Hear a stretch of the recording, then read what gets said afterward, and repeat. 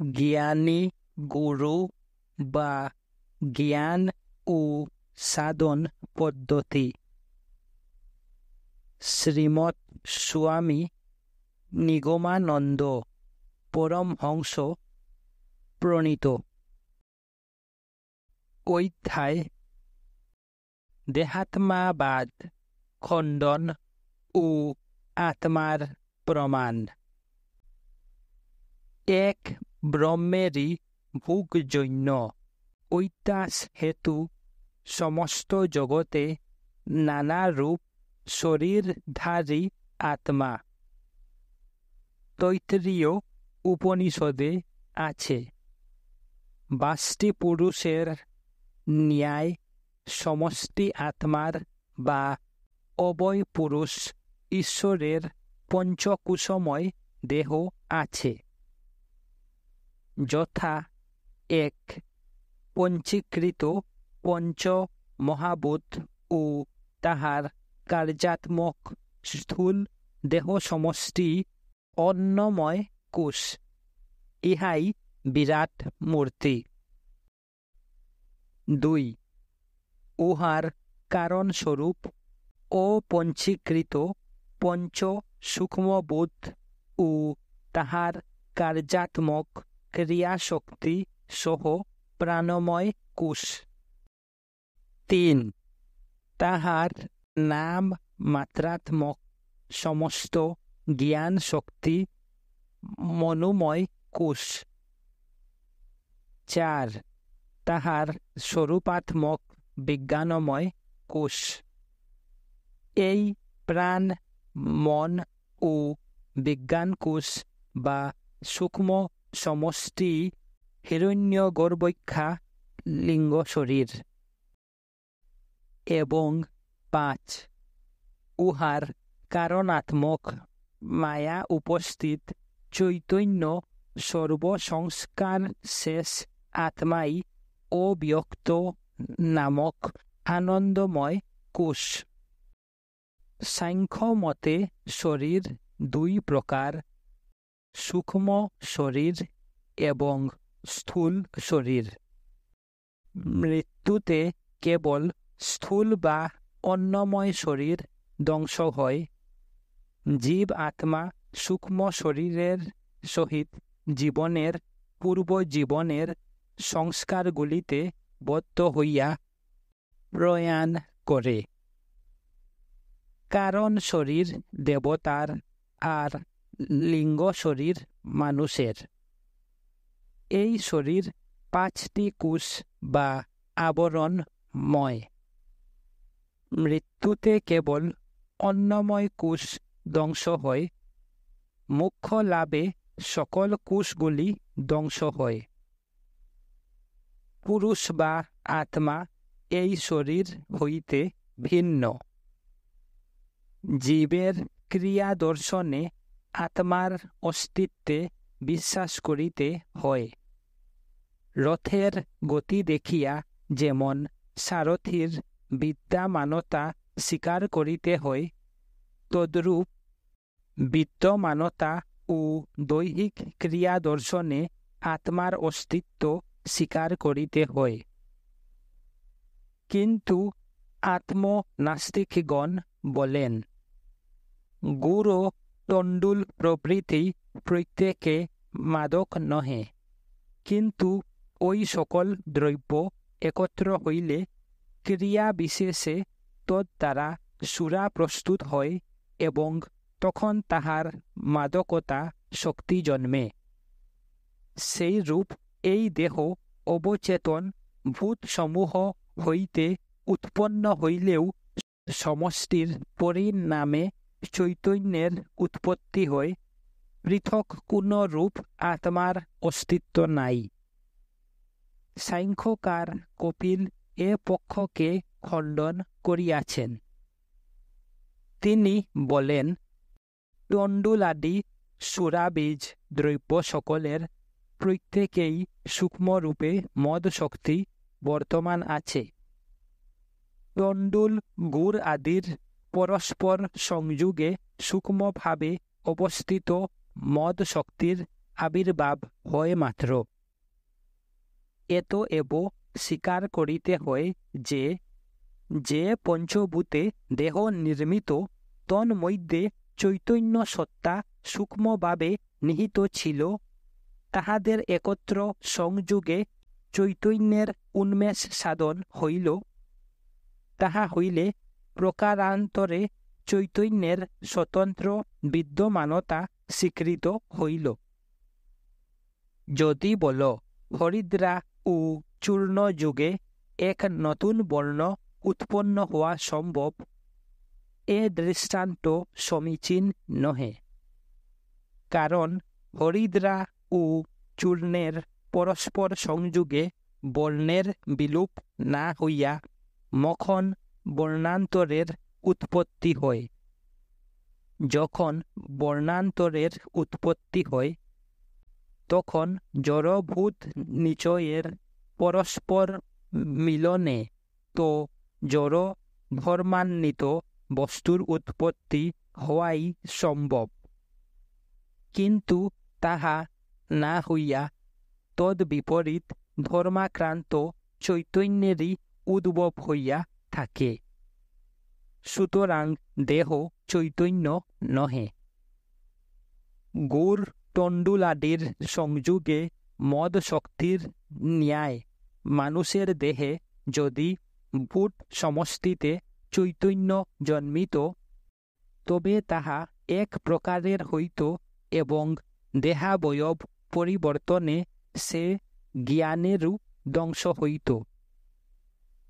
আবার পূর্ব শক্তিরে উৎপন্ন সংস্কার সকল পরবর্তী শরীরে সংক্রান্তও মনে করিতে পার না, কেননা তাহা হইলে মাতা কর্তৃক অনুভূত বস্তু গর্ভস্থ শিশুরও স্মরণ হইত।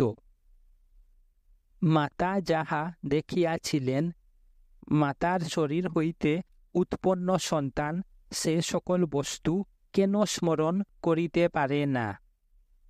এতএব দেহ চৈতন্য নহে।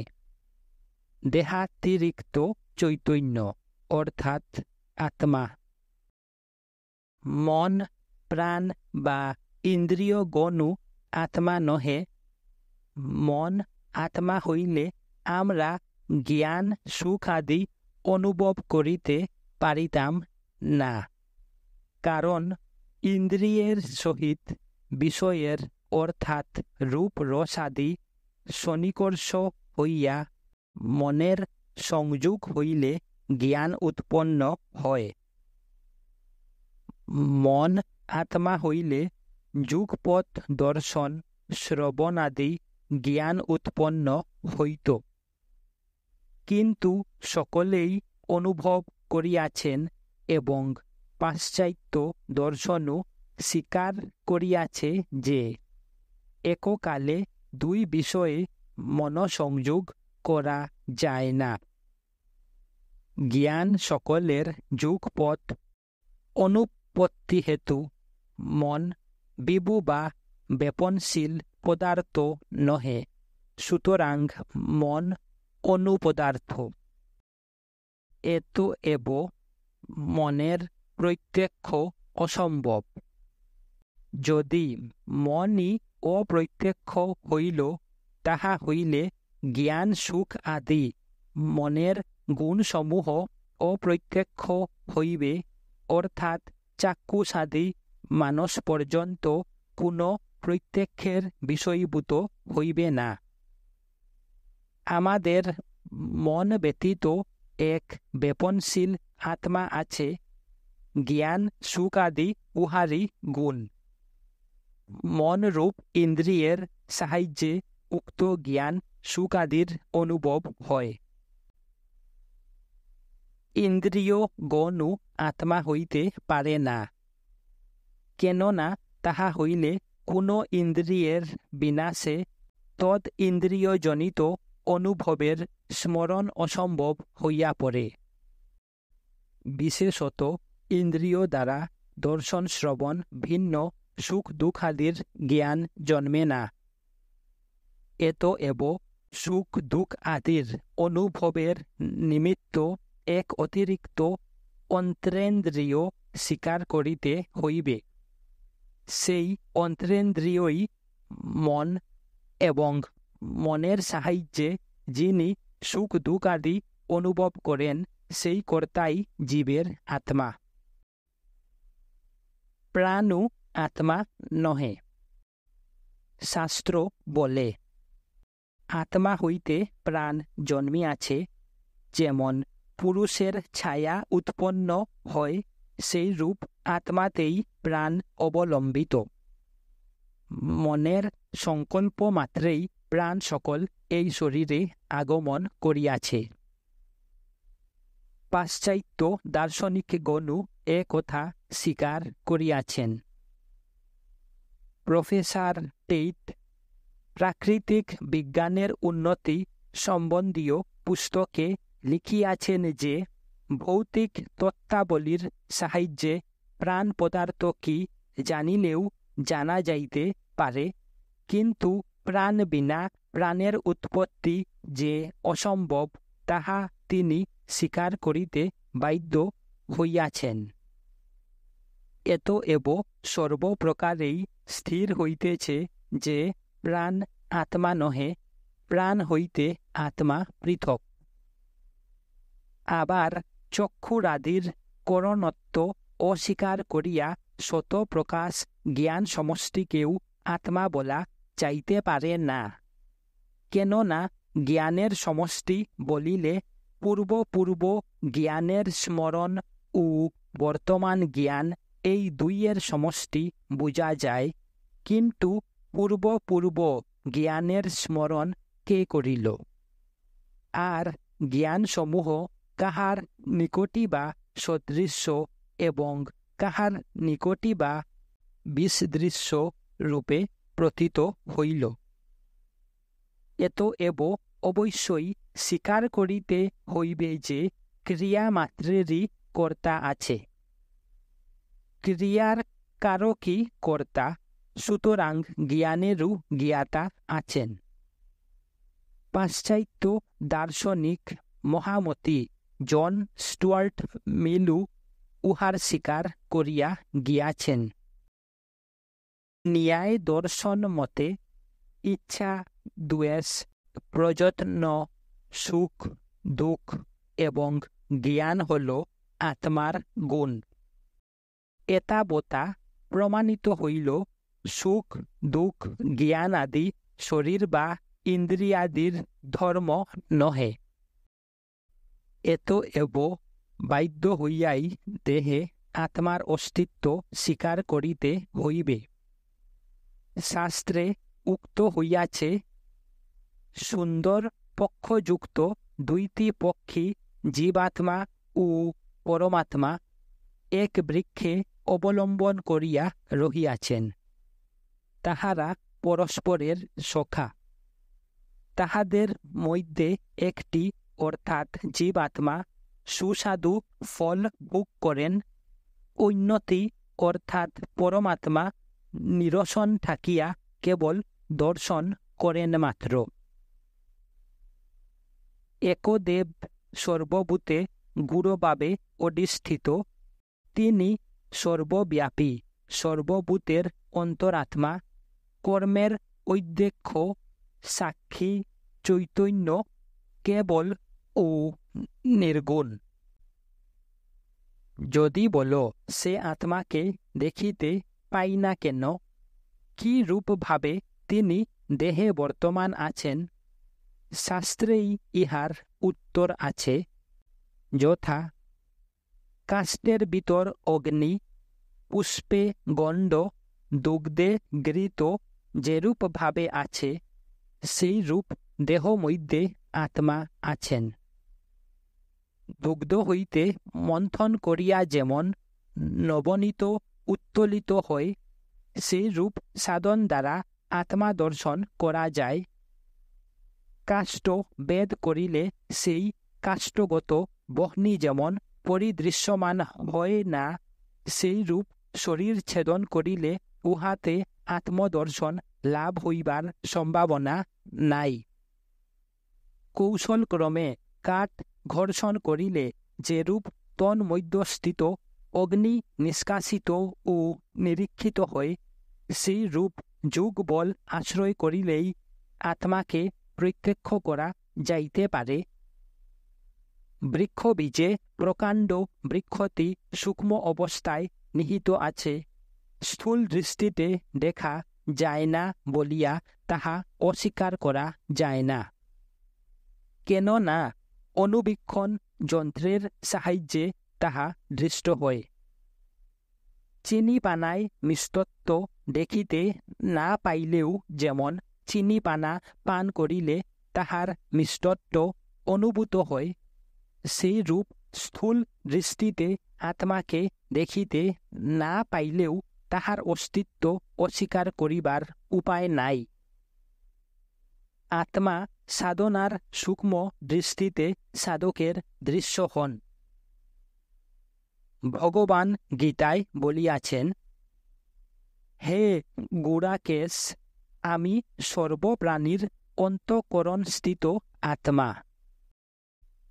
কঠো উপনিষদে বলা হয়েছে, সূক্ষ্ম হইতে সূক্ষ্ম, মহৎ হইতে মহৎ আত্মা প্রাণীসমূহের হৃদয়ে অবস্থিত।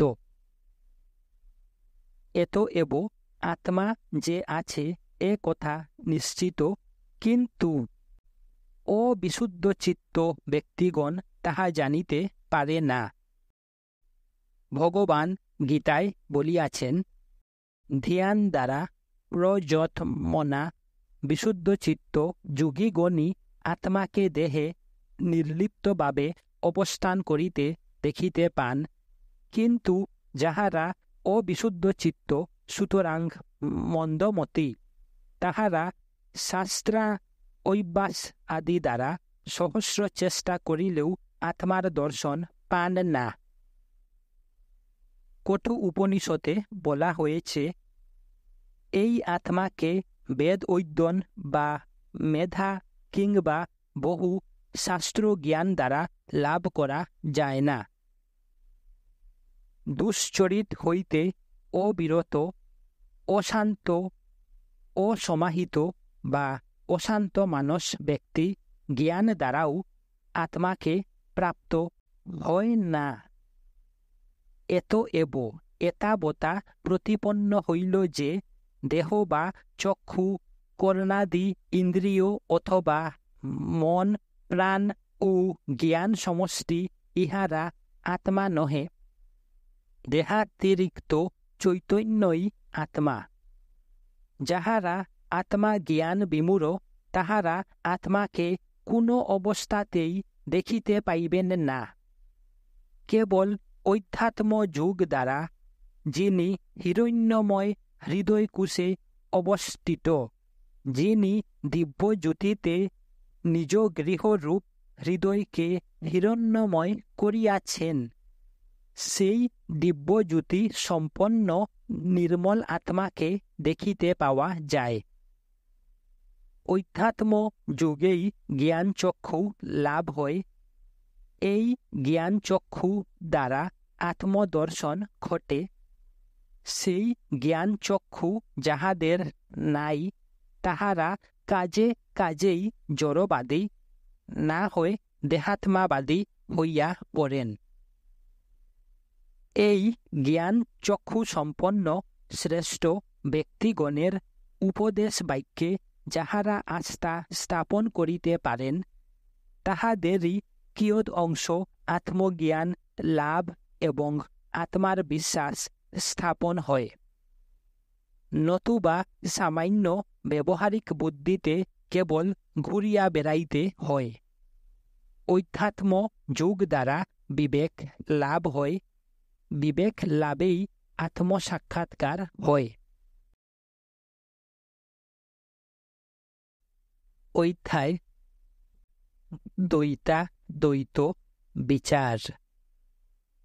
দ্বৈতবাদ ও অদ্বৈতবাদ লইয়া বহুদিন যাবত বিবাদ বিসম্বাদ দ্বন্দ্ব কুলহল হইয়াছে ও হইতেছে। উভয়বাদী আপন আপন মত সমর্থনের জন্য বহু যুক্তি প্রমাণ দেখাইয়াছেন। সেই যুক্তি প্রমাণ অনুসারে আর্য শাস্ত্রগুলি বিশ্লেষণ করিলে জানা যায় কতকগুলি শাস্ত্রে দ্বৈতবাদ, কতকগুলি শাস্ত্রে অদ্বৈত গর্ভস্থ দ্বৈতবাদ এবং কতকগুলি শাস্ত্রে অদ্বৈতবাদ প্রতিপন্ন করিয়াছে। প্রত্যেক বাদের প্রমাণ উদ্ধৃত করা যাও। কঠো উপনিষদে বলা হয়েছে, শরীরের পরম উৎকৃষ্ট স্থানে গুহা মধ্যে দুইজন প্রবিষ্ট হইয়া আছেন। তন্মধ্যে একজন অবশ্যম্ভাবী কর্মফল ভোগ করেন, অপর একজন তাহা প্রদান করেন। মনুসংহিতায় বলা হয়েছে, অন্তর আত্মা নামে একটি স্বতন্ত্র আত্মা প্রত্যেক ব্যক্তির দেহের সঙ্গে জন্মে, তাহাই সুখ দুঃখ অনুভব করিয়া থাকে। গীতায় বলা হয়েছে, লোকে দুই প্রকার পুরুষ প্রসিদ্ধ আছে, এক ক্ষর, অন্য অক্ষর। সকল পদার্থ ক্ষর আর কুটুষ্ঠ অর্থাৎ জীব আত্মা পুরুষ অক্ষর বলিয়া উক্ত হন। কিন্তু অন্য অর্থাৎ ক্ষর ও অক্ষর হইতে অতিরিক্ত এক পুরুষ আছেন, তিনি উত্তম পুরুষ, তিনি পরমাত্মা শব্দের বাচ্য।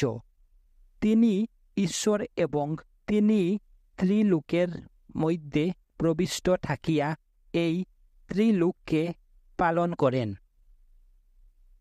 উপরি লিখিত শ্লোকগুলিতে স্পষ্টই দ্বৈতবাদ প্রতিপন্ন হইতেছে।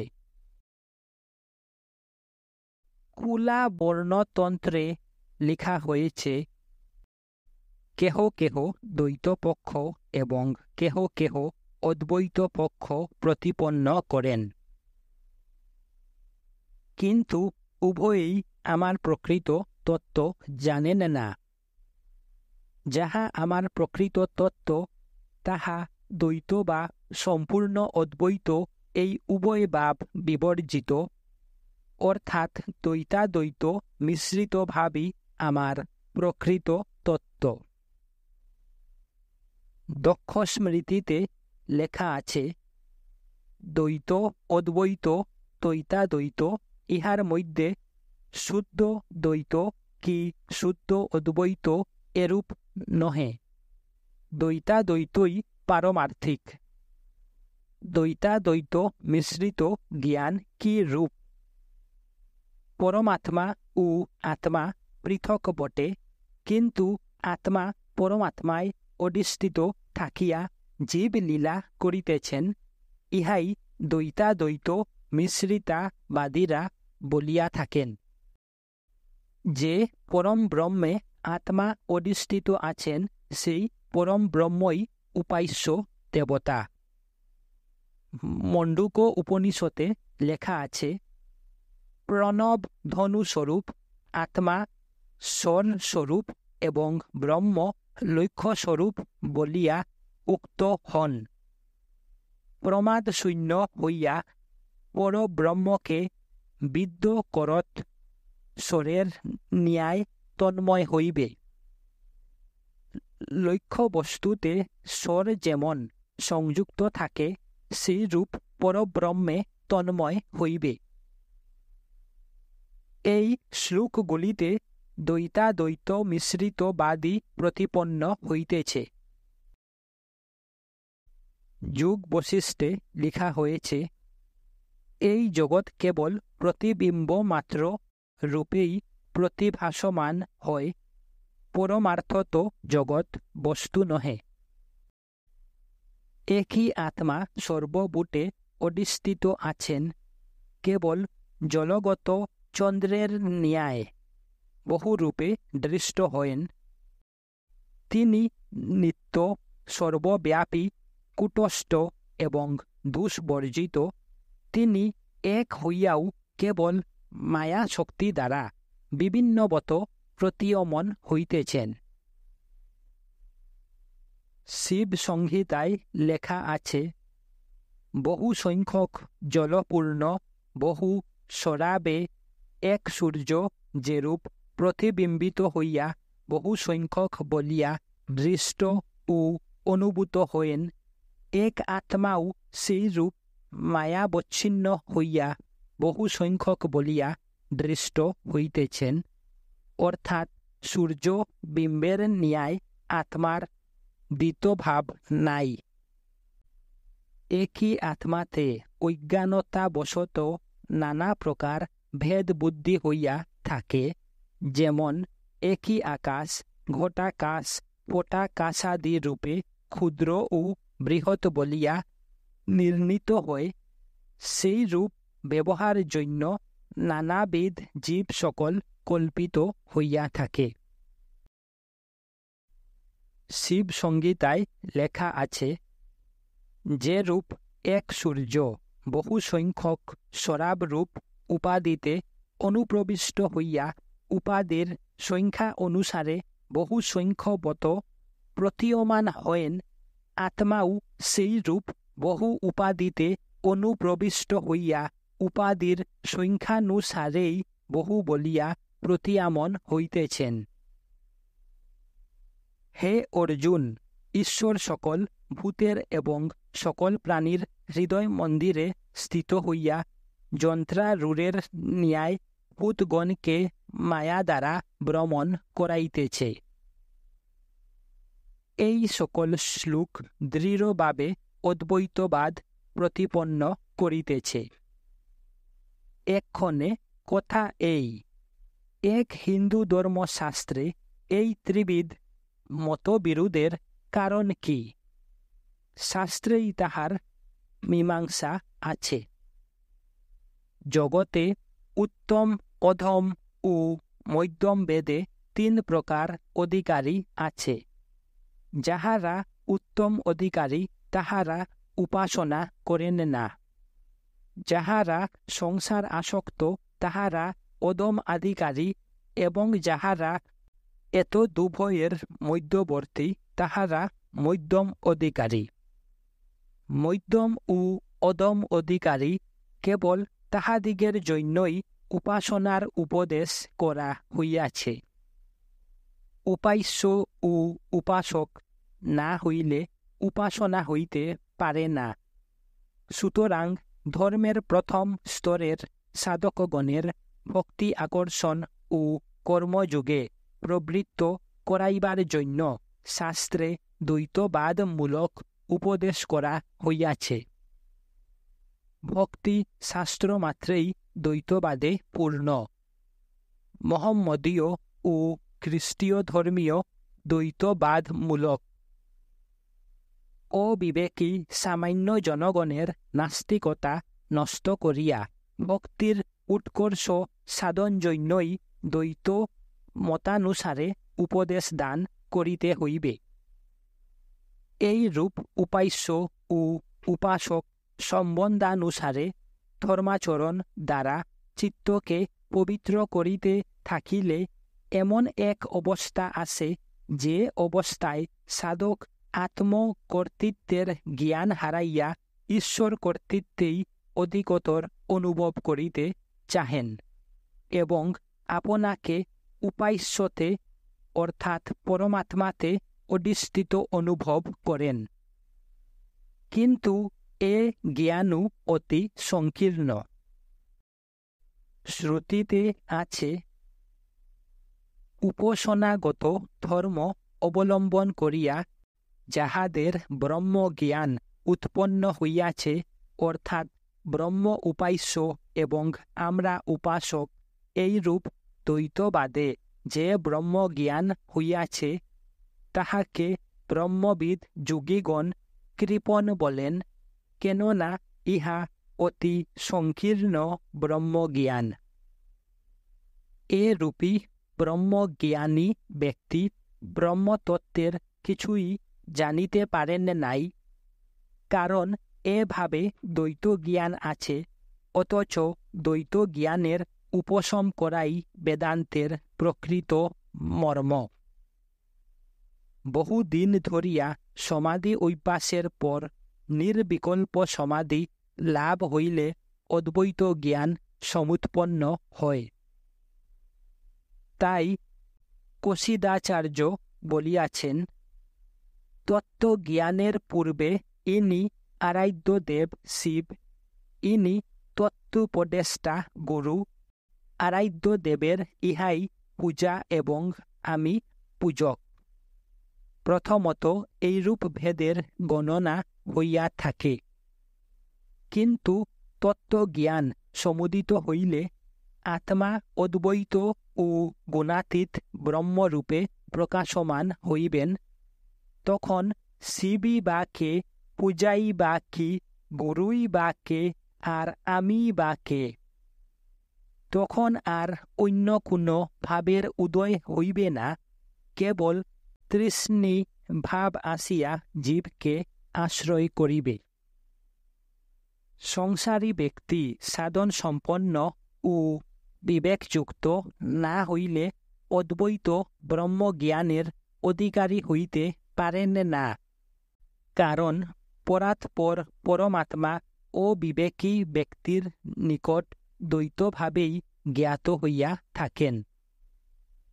বাল্যকাল অবধি দ্বৈত জ্ঞান আমাদের অভ্যস্ত হইয়া গিয়াছে, সুতরাং তাহা কঠোর সাধন ও বিবেক ব্যতীত উল্টাইয়া কেলিবার উপায় নাই। সাধন দ্বারা দ্বৈতভাব ফিরাইয়া অনেক কষ্টে অদ্বৈতভাবে পরিণত করিতে হয়। বস্তুত সমস্ত বস্তু যে এক, এ জ্ঞান কি সহজে ধারণা করা যায়? এজন্য শাস্ত্রকারগণ তাহার উপায় নির্দেশ করিয়াছেন। দ্বৈত জ্ঞানকে অদ্বৈত জ্ঞানে আনিবার জন্য সমস্ত পৃথক পৃথক জ্ঞানকে পৃথক পৃথকভাবে বুঝাইয়া অবশেষে একত্রে নিয়োজিত করিয়াছেন। প্রথমে সৃষ্টি ও স্রষ্টা বা জগৎ ও ব্রহ্ম এই দ্বৈতবাদ স্থাপন করিয়া পরিশেষে বলিয়াছেন যে ব্রহ্মই জগৎ রূপে প্রতীয়মান হইতেছেন, অর্থাৎ জগৎ ব্রহ্ম হইতে স্বতন্ত্র পদার্থ নহে। জগতের কোনো স্বতন্ত্র সত্তা নাই। তৎপরে প্রকৃতি ও পুরুষ এই দ্বৈতবাদ স্থাপন করিয়া অবশেষে শিব শক্তির একত্র সম্মিলন দেখাইয়া অদ্বৈতবাদ প্রতিপন্ন করিয়াছেন। পুনরায় জীবাত্মা ও পরমাত্মা বা উপাস্য ও উপাসক এই দ্বৈতবাদ স্থাপন করিয়া পশ্চাৎ জীবাত্মা ও পরমাত্মার ঐক্য জ্ঞান দ্বারা অদ্বৈতবাদ সম্পন্ন করিয়াছেন। পরিশেষে সাকার ও নিরাকার ভাব অবলম্বনপূর্বক দ্বৈতবাদ স্থাপনপূর্বক সাকারকে পুনরায় নিরাকারে লয় করিয়া অদ্বৈতবাদ দেখাইয়াছেন। ইহা হিন্দুদিগের গভীর গবেষণার ফল, অবশ্য স্বীকার করিতে হইবে।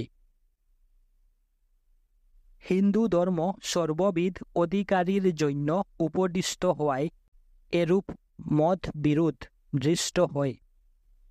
কেননা যাহার যতটুকু জ্ঞান সঞ্চয় হইয়াছে, যিনি যেরূপ অধিকারী হইয়াছেন, তিনি ততটুকু অভ্রান্ত মনে করিয়া আপন মত প্রচারে প্রয়াসী।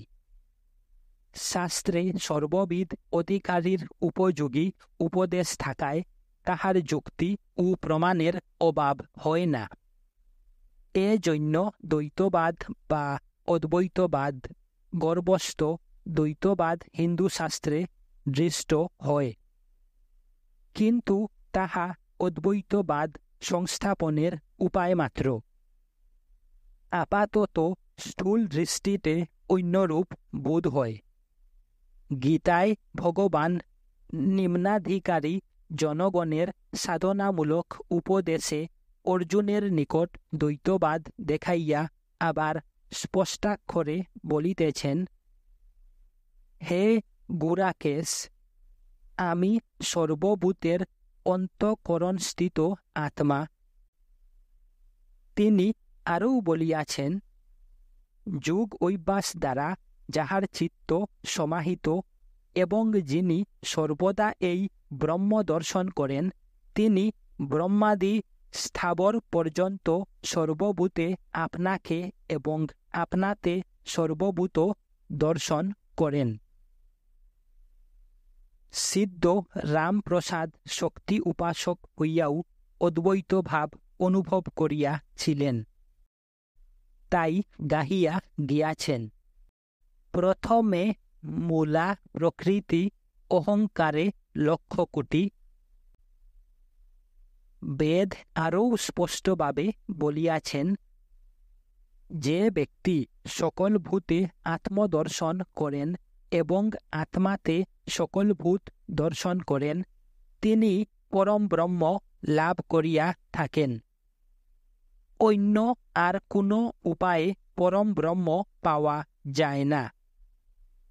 এতএব এতাবতা প্রতিপন্ন হইল যে অদ্বৈতবাদী হিন্দু শাস্ত্রের চরম উদ্দেশ্য। তবে যতদিন সে জ্ঞানে পৌঁছানো না যায়, ততদিন দ্বৈতবাদ বা দ্বৈতাদ্বৈত মিশ্রিত জ্ঞানে উপাসনা করা কর্তব্য। এই অদ্বৈত জ্ঞান শাস্ত্র পাঠে বা তর্ক দ্বারা লাভ করা যায় না। কেবল একমাত্র উপাসনার পরিপক্কা অবস্থায় নির্বিকল্প সমাধি যুগে তাহা লাভ হইয়া থাকে। অদ্বৈত জ্ঞান লাভ করিতে না পারিলে অন্য কোনো প্রকারে জীব আত্মা পরমা মুক্তি লাভ করিতে সক্ষম হয় না। বর্তমানকালে অসম দেশের অনেক কৃতবিদ্য ব্যক্তি তাহাদের নিজকৃত গ্রন্থে দ্বৈতবাদ বা অদ্বৈত গর্ভস্থ দ্বৈতবাদ প্রতিপালিত করিতে অনেক পরিশ্রম করিয়াছেন এবং তদনুকূল হিন্দু ধর্মশাস্ত্র হইতে প্রমাণ ও যুক্তি দেখাইয়া পাণ্ডিত্যের পরিচয় দিয়াছেন। দ্বৈতবাদ প্রতিপন্ন করিয়া বাহাদুরি দেখাইবার কারণ কি বুঝিতে পারা যায় না। তুমি ও আমি যে ভিন্ন, এ জ্ঞান স্বভাবজ। দ্বৈত জ্ঞান বুঝাইতে শাস্ত্রকার মুনি ঋষিগণ যে কঠোর পরিশ্রম করিয়া গিয়াছেন, এ কথা বালকেও বিশ্বাস করিতে পারে না। তত্ত্বজ্ঞান কাহাকে বলে? শ্রুতিতে আছে, জীব আত্মাতে পরমাত্মার অবেদ জ্ঞানই তত্ত্বজ্ঞান। বেদ তন্ত্রাদি শাস্ত্রেরও এই মত। এখন জিজ্ঞাসা করি, তুমি দ্বৈতবাদ প্রতিপন্ন করিয়া জীবকে কোন জ্ঞানে লইয়া যাইবে? কেহ বা তত্ত্বম অসি মহাবাক্যটির কর্মধারয় সমাসের পরিবর্তে ষষ্ঠীত্ব পুরুষ সমাস করিয়া দ্বৈতবাদ সমর্থন করে। একটি শব্দকে বাক্যবরণের কল্যাণে নানাবিধ অর্থে পরিণত করা যাইতে পারে বটে, কিন্তু তাহা কি প্রকৃত জ্ঞান? সাধক সাধনায় যাহা উপলব্ধি করেন তাহাই সত্য। যাহারা কেবল শাস্ত্রপাঠ করিয়া দ্বৈতবাদ বা অদ্বৈতবাদ প্রতিপন্ন করিতে যান, তাহারা ভ্রান্ত। নিজে ভ্রমে পতিত হইয়া নানাবিধ উপায়ে অপরকেও ভ্রম জালে জড়িত করিয়া থাকেন। বাস্তবিক যাহারা সাধক, যাহারা উপাসনাশ্রিত ধর্মসাধন করিয়া থাকেন, সাধক অবস্থায় তাহারা নিশ্চয়ই দ্বৈতবাদী। দ্বৈতবাদানুসারে সাধন করিতে করিতে যখন সাধক পরমাত্মা ভিন্ন অন্য কোনো বস্তুকে দেখেন না, এই অবস্থা প্রাপ্তির নাম প্রকৃত অদ্বৈত জ্ঞান। এই অবস্থায় সাধক সর্বত্র ব্রহ্মদর্শন করিয়া থাকেন এবং স্পষ্ট দেখিতে পান যে দ্বৈত বস্তু যাহা কিছু সেই সমস্তই এক ব্রহ্মশক্তির প্রতিবিম্ব মাত্র। বস্তুত সাধকের সে অবস্থা বর্ণনা করা অতীব সুকঠিন। যাহারা দ্বৈত বা অদ্বৈত এক পক্ষ অবলম্বন করিয়া বিরাট তর্কজাল বিস্তার করেন, তাহাদের জ্ঞান মিথ্যা প্রলাপ মাত্র। নানাবিধ শ্রুতি প্রমাণে জানা যায় অদ্বৈতী পরমার্থ এবং দ্বৈত সেই অদ্বৈতের কার্য। যখন সমাধি উপস্থিত হয় তখন দ্বৈত বুদ্ধি থাকে না। যাহারা দ্বৈতবাদী তাহারা ভ্রান্ত, কারণ শ্রুতিতে উক্ত আছে যে একমেবা দ্বিতীয়ম, সেই পরমাত্মা এক এবং অদ্বিতীয়। সুতরাং অদ্বৈত বৈদিক মত সর্বদা অবিরুদ্ধ।